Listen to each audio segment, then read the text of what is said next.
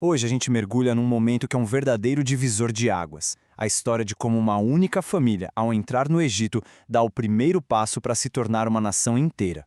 É uma trama, olha, cheia de dúvida, de promessa e de muita estratégia. Pensa comigo.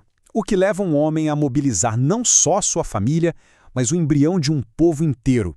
Não estamos falando de uma simples mudança, né? É a migração de um povo em formação, tudo liderado por um patriarca já bem idoso. Bom, vamos entender isso a fundo. Então, tudo começa com uma decisão que tinha um peso enorme e, claro, uma intervenção divina. A ida para o Egito não é só uma escolha humana, é o início do cumprimento de um destino que está prestes a ser revelado.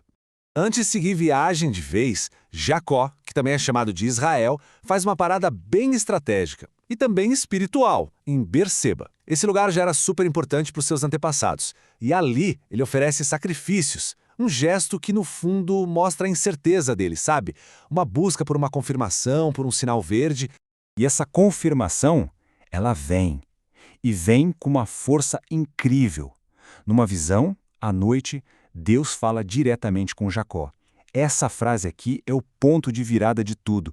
O medo dá lugar à promessa. A ordem é clara, vai para o Egito, porque é lá que a sua família vai se transformar num grande povo.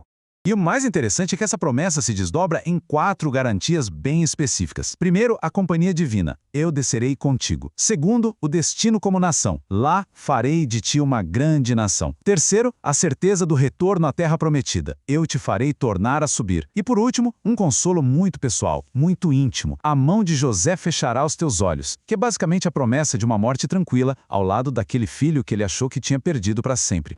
Com essa segurança toda, a hesitação de Jacó simplesmente desaparece. A caravana se põe em movimento. Ele, os filhos, os netos, as mulheres da família, todo mundo entra naqueles carros que o próprio faraó enviou. E levam tudo, o gado, os bens, a história deles, é a saída de uma família inteira de Canaã para o Egito. Mas quem exatamente estava nessa jornada? A narrativa dá uma pausa para listar nome por nome. E olha, isso não é só uma lista de chamada, não. É praticamente a certidão de nascimento da nação de Israel.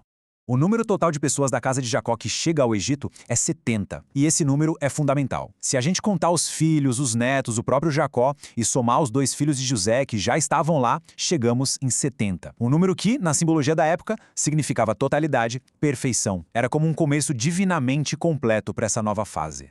Para a gente entender a estrutura dessa grande família, esse gráfico aqui ajuda bastante. Dá para ver que a nação inteira tem origem em 4 matriarcas. Lia é a que tem mais descendentes diretos na viagem, 33. Depois vem a serva dela, Zilpa, com 16. Em seguida, Raquel, com 14. E, por fim, a serva de Raquel, Bila, com 7. Essa tabela aqui simplifica ainda mais essa linhagem. A gente consegue ver direitinho como cada matriarca, Lia, Raquel e suas servas Zilpa e Bila, deu origem a clãs específicos. Os filhos de cada uma se tornariam os líderes das futuras tribos de Israel, formando a identidade da nação. Agora a gente avança para a parte mais emocionante da história, o coração de tudo. Depois de mais de 20 anos de separação, de luto, um pai e um filho estão prestes a se reencontrar. A expectativa é construída, sabe, passo a passo. Primeiro, Jacó envia seu filho Judá na frente para avisar que ele está chegando. Assim que José recebe a notícia, ele mesmo prepara seu carro e vai ao encontro do pai. E o local marcado para esse momento histórico é a terra de Gósen. E então, aquele momento que parecia impossível finalmente acontece. José se apresenta ao seu pai. Depois de 22 anos de um luto que nunca terminou de verdade, ele se lança no pescoço de Jacó e chora abraçado a ele por um longo tempo. É uma cena de emoção pura, o clímax de décadas de dor e saudade que finalmente se resolvem ali, num único abraço.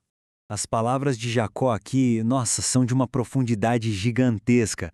Não é que ele quer morrer, mas é uma expressão de paz, de satisfação completa. O maior peso da vida dele foi tirado das costas.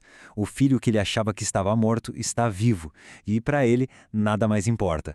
Mas a emoção do reencontro, por mais forte que seja, logo dá lugar à necessidade prática.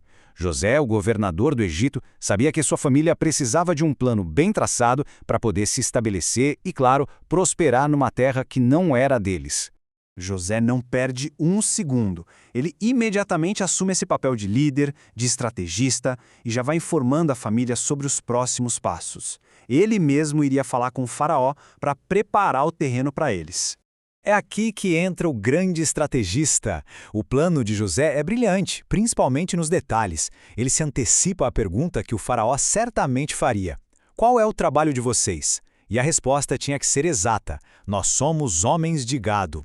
E qual o objetivo disso tudo? Garantir que eles pudessem morar na terra de Gósen, que era uma região fértil e, o mais importante, um pouco isolada do resto do Egito. E é aqui que a gente vê a genialidade do plano. A identidade deles como pastores era a mais pura verdade.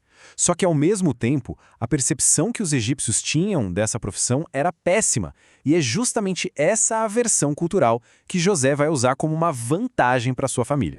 A nossa análise termina com essa frase, que revela tudo. A razão pela qual eles vão conseguir a terra de Gósen é justamente porque, para os egípcios, que era uma sociedade agrícola super organizada, os pastores nômades eram vistos com desconfiança. Era uma abominação, e isso se torna a chave para a sobrevivência e para a autonomia deles. Uma solução engenhosa que garante o futuro, mas que ao mesmo tempo já planta ali a sementinha de uma tensão que vai definir os próximos séculos. Fica a pergunta, né? Por quanto tempo essa separação vai ser uma vantagem?